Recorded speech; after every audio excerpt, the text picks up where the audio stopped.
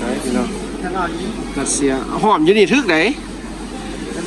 ลู่ๆสิสวัสดิ์ราคาบ่ได้แพงไหนนี่นะอาหารการกินซื้อผักก่อนแล้วจะไปซื้อซีนหมู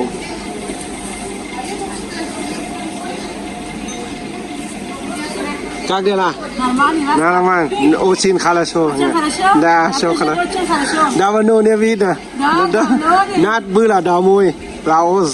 Да, домой, да. Сколько здесь? А? Сколько здесь? 3 месяца. 3 месяца? Да, 3. Да, да. Дачи, да. Это нас. Один, да. เสียพี่น้องบ้านนอกขนาดไปอยู่ใส่กับบ้านนอกขนาดเป้เครื่องเป้ของอีวลุงตุ้งนั่งสบายดีพี่น้องเด้อที่ติดตามช่องชีวิตอยู่รัสเซียพี่น้องเลยมื้อนี้กับสิพาพี่น้องไปตลาดบ้านเพิ่นพี่น้องสิเป็นจังไดตอนนี้เขาก็ไปกัน3 คนพี่น้องเลยไปเอาเครื่องอาหารการกินใส่ตู้เย็นไว้เวลาเขาเลือกโรงเรียนมาแล้วเขาก็กินเพราะว่าเขามาจากโรงเรียนมันก็ค่ำพี่น้องเลยเขาไปรอซื้อกับบุทันเพราะว่าตลาดมันก็ไก่เขาไปก็ต้องได้ขี่รถเมล์ไปพี่น้องเลยนี่3 คนเย็นมือนี้นะอากาศมันขาวเปื้อเลยพวกนี้ เอาเดี๋ยวเบิ้งว่าเขาสิได้อย่างแน่ละกะสิเป็นจังไหนพี่น้องเลยไปเบิ้งบ้านเพิ่นสิเป็นจังไหนสิคือบ้านเขาบ่ละกะสิบ้านเพิ่นสิขายจังไหนไปจังไหนพี่น้องเขากะสิถ่ายเบิ้งเด้อเอาฝากพี่น้องเป็นกำลังใจให้3 คนเขามื้อนี้กำลังสิเดินทางเดี๋ยวสิไปขึ้นรถเมล์แล้วก็ไปพี่น้องเลยเพราะว่ากะไก่เติบได้ในรถในตลาดหันเพราะว่าอยู่ในตัวเมืองพุ่นแหละพี่น้องเลย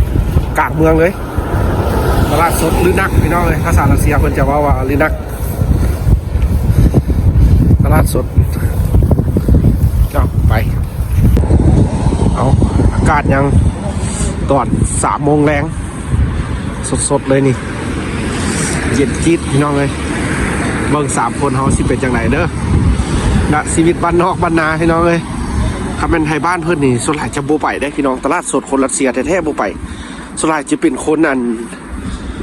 ที่มาอาศัยพี่น้องเลยเพิ่นจะซื้อเพราะว่าคนรัสเซียแท้ส่วนใหญ่จะโบไปตลาดสดพี่น้องเพิ่นส่วนใหญ่เพิ่นจะกินอาหารสำเร็จรูปที่ขายอยู่ห้านแบบข้างเงินข้างศาลห้านทั่วไปเลยพี่น้องเลยแบบห้านขายทั่วไปนี่อันสถานีรถเมล์จะอยู่ข้างหน้าเดี๋ยวจะสิท้ายไปแล้วก็ไปขึ้นรถเมล์น้ำกัดพี่น้องเลยจะเดินทางเย็นเด้อมื้อนี้นะเย็นจี๊ดเลย-6 องศาพี่น้องอากาศเนี่ยมื้อนี้นะคือว่าเพิ่นเห็นพี่น้องมาเม้นเนาะพี่น้องเลยเพิ่นก็มาเม้นว่าไปอยู่คุณก็มีแดดวะมาอยู่นี่8 มื้อ 9 มื้อแล้วพี่น้องยังไม่เห็นแดดเลยในเช้าจำค่ำแล้วเป็นจังซี่ตากเครื่องก็เป็นตากใส่ท่อฮ้อนในห้องนอนหั่นเลยนี่เพราะว่าบ่มีแดดพี่น้องอยู่รัสเซียนะหายากแดดนะในช่วงเดือน11 12นี่ยากหลายแดดเป็นบ้านเพิ่นพี่น้องเลยพาย่างไปแล้วก็ท่ายไป4-5 คนชีวิตบ้านนอกบ้านนาการใช้ชีวิตอยู่บ้านเพิ่นพี่น้องเลยนี่ละไปจังซี่แหละมันยุ่มมันยะไปสิละ2 คนเป๊ะเขาสิเป็นมือกล้องถ่ายการดำรงชีวิตอยู่นี่พี่น้องเลยที่เราผู้ที่กำลังที่มาอีกให้ได้เห็นน้ำกันว่าการมาอยู่นี่มันเป็นยังไงโอ้ยเย็นขนาดนี้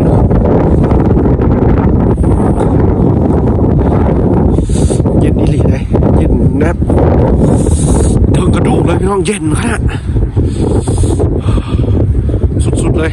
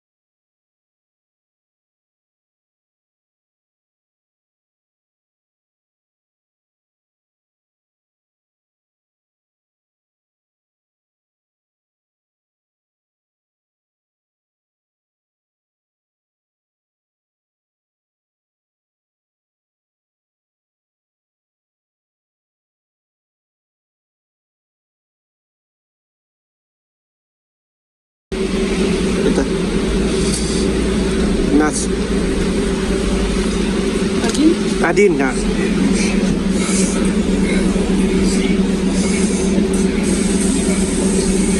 นี่ก็เป็นบรรยากาศในรถเมล์บ้านเพิ่นจ่ายเป็นเงินสดเบิ่งเพิ่นสิถอนมาจังได๋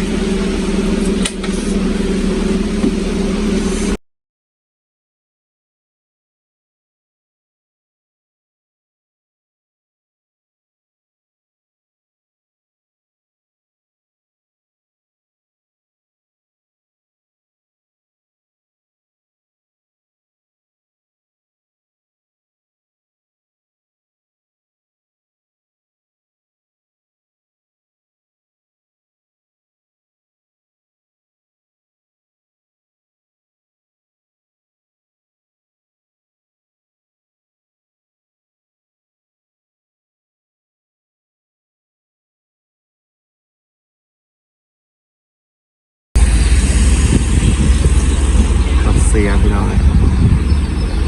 องค์การปกครองเมืองใจกลางเมืองเอาเข้าไปพี่น้องสิเป็นจังได๋มันก็เป็นบรรยากาศที่บ้านเพิ่นพี่น้องเอ้ยหนาวเยือดเลยเย็นจี๊ด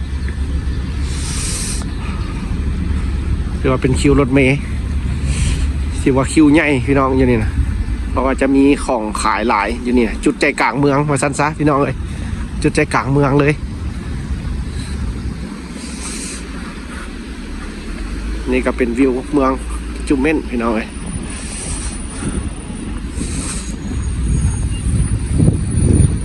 เอาเดี๋ยวเข้าไปในพี่น้องฮะ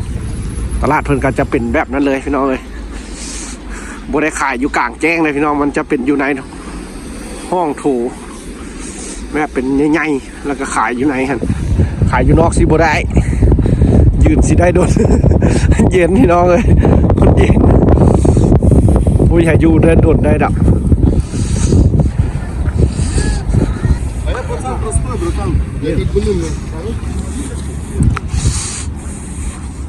เอาเข้าไปในน้ำกันพี่น้องเอ้ยสิเป็นจังไดนี่ล่ะอันนี้สภาพตลาดเพิ่นเด้อนี่นะตลาดบ้านเพิ่นถือว่าใจกลางเมืองแล้วได้นี่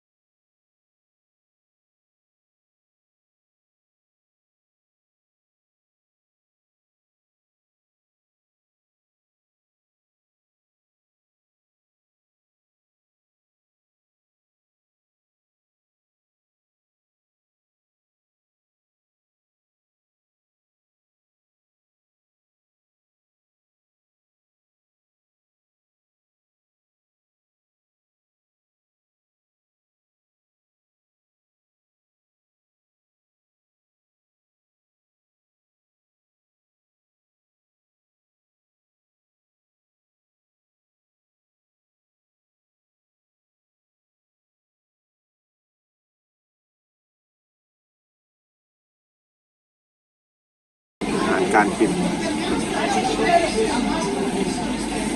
ซื้อผักก่อนแล้วจังไปซื้อซีนหมู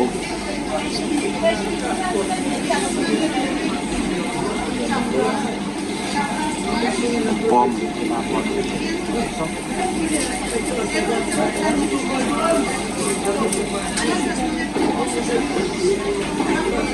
อันที่มาซื้อตลอดเลยเนี่ยพี่น้องอันนี้ต้องเลยมาซื้อมาแต่เทื่อกับมาซื้อนี่แต่ครับบางเทื่อบริไทยเมืองจะมาซื้อมาจ่ายอยู่เนี่ย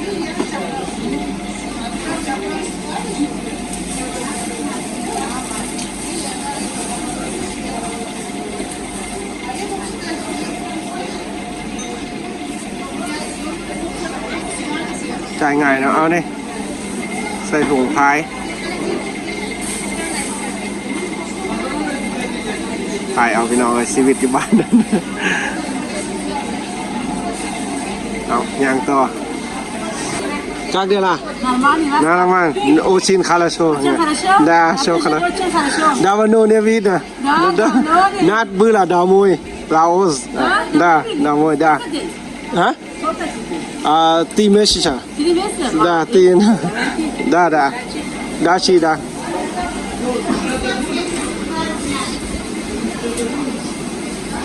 นี่ก็เป็นบรรยากาศบ้านเทินตลาดพี่น้องรวมของกินของขายครับเป็นจังซี่เลยพี่น้องเลยตลาดสดรัสเซีย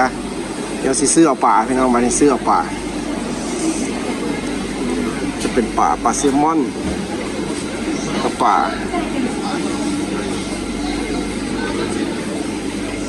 อันนี้เนาะจากป่าอย่างเนาะอันนี้เนาะ ไตเจียน ฮะ ไตเจียน สไตเจียน เงี้ยนะ ภาษารัสเซียวะนี่สไตเจียนสไตเรียก อ๋อ ต่อป่าน้อยเห็นนี่โลอันนั้น 2 โลเนาะ ก็ซื้อเอาเลยพูด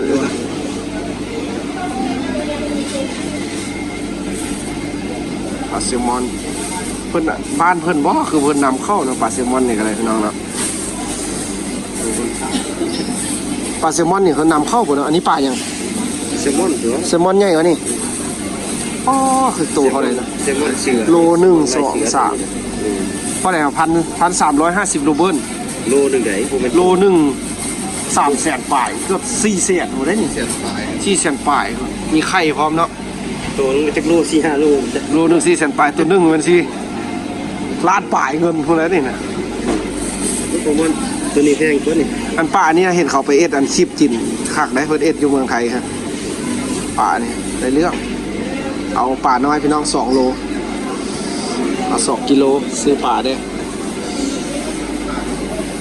อยู่ตลาดอันนี้จะเป็นอาหารแบบจังไหนบุ้งพี่น้องอันนี้นะจะเป็นสไตล์แนวใดพี่น้องอันนี้นะแต่คนรัสเซียเขาจะหมักได้เครื่องปรุงเครื่องเทศของปรุงอาหารบ้านเพิ่นแหละพี่น้อง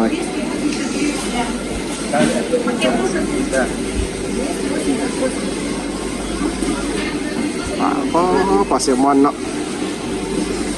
อยากมีเงินได้เนาะซื้อจินปลาแซลมอนตัวหนึงเนาะการจ่ายเงินพี่น้องเลยติ๊กจ่ายเลยปาชิบะว่าเช็คนะเบิ่งราคาเขาได้โอ้ราคาหาคาดไปครับสิประมาณ50,000นี่แหละพี่น้องฮะจากโต๊ะธนาดา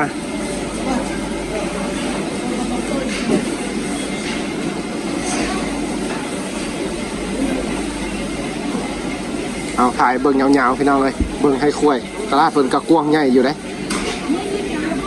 บ้านเพิ่นก็ได้นี่อาหารการกินเป็นซีนหมูซีนหวานมันมีครบพี่น้องนี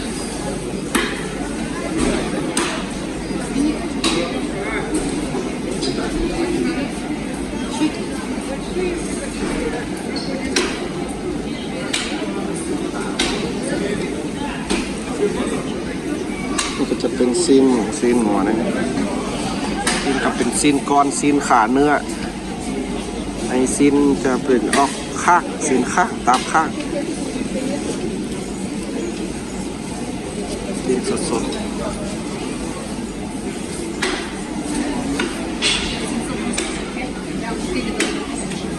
เป็นกระดูกอย่าง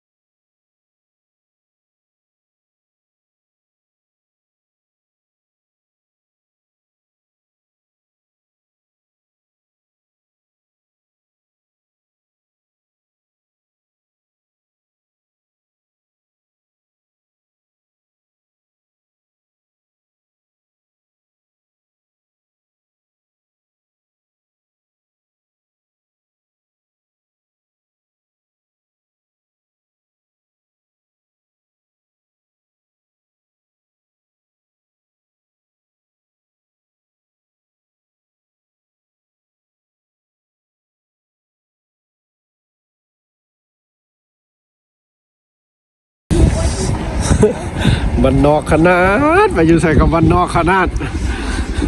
เปเครื่องเปของยีมาลุงตุงนั่งหน่อยถ่ายเบิ่งเด้อเอาใส่ชีวิตอยู่พี่น้องเลย6-7 คนจักไม่ยังเป็นอย่างพี่น้องเลยมาฮอดกลางเมืองพี่ละบ่จักฮอดซีว่าเป็นจังไหนไปจังไหนนี่แต่เบิ่งบรรยากาศไปน้ำกันพี่น้องเปเครื่องนี่แหละโอ้ยหนาวขนาดออกมานอกนี่บื้อเดียวได้นี่เข้าไปในแล้วอุ่นออกมานอกแล้วเย็นเอาเดี๋ยวเข้าไปย่างในน้ำกันพี่น้องเลยสิฮอดละตึกใหญ่เลยตึกนี้ก็ได้ขายสินค้าหลายอย่างหลายแนว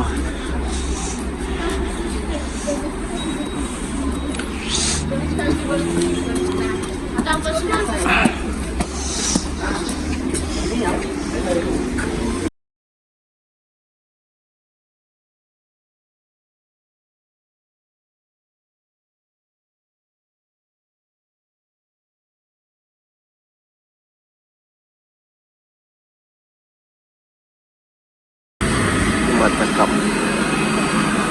ทำงานเองเฮ็ดเองว่าบ่ได้เฮ็ดขายทำงานเนาะนี่ก็เป็นร้านอาหารของกินของขายของกินของขายหลายอย่างหลายแนวพี่น้องเลยนี่ก็เป็นบ้านเพื่อนรัสเซียเด้อพี่น้องเลยหนักสตรอเบอรี่ ลอยไป อันไหนองุ่นองุ่นอันนี้วะกระโบแหงเนาะมักองุ่นอันนี้คนอยากห้ามได้เพิ่นเขาบ่อยากให้กินเพิ่นว่าตามจากเพิ่นว่าเด้มันข้าว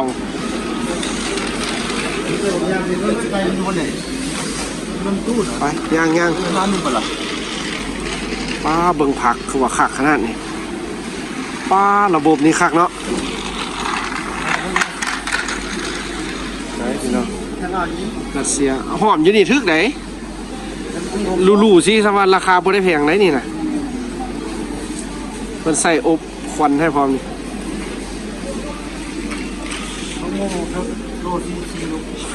มันเน่าแล้วฮะนะมือจิตแล้วมันดดแล้วมันก่ายยามหนาวแล้ว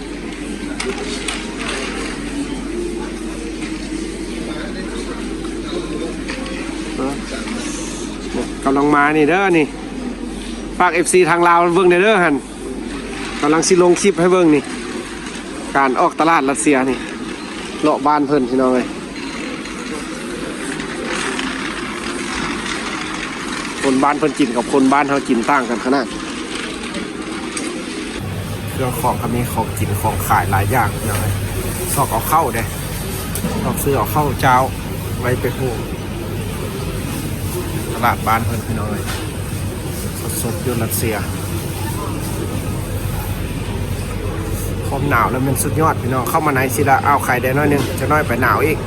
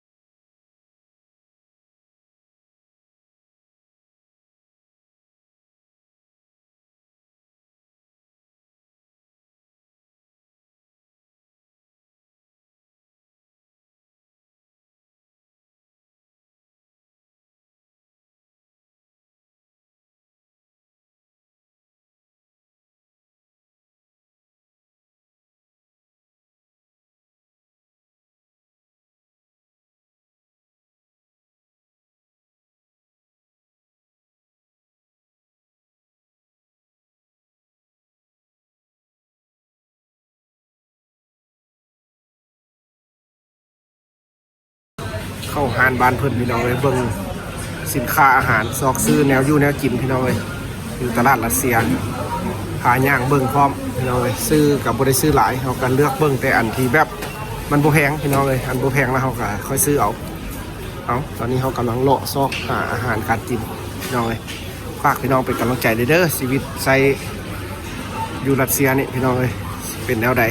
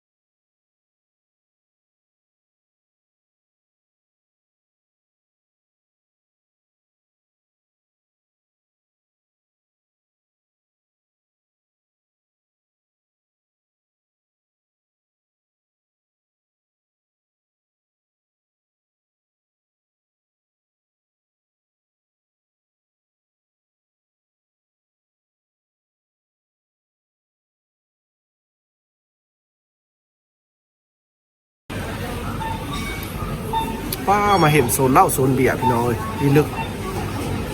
ของแซ่บโซนไวน์ผู้ใดมักกินไวน์เบิ่งสิทายให้เบิ่งพี่น้องงามขนาด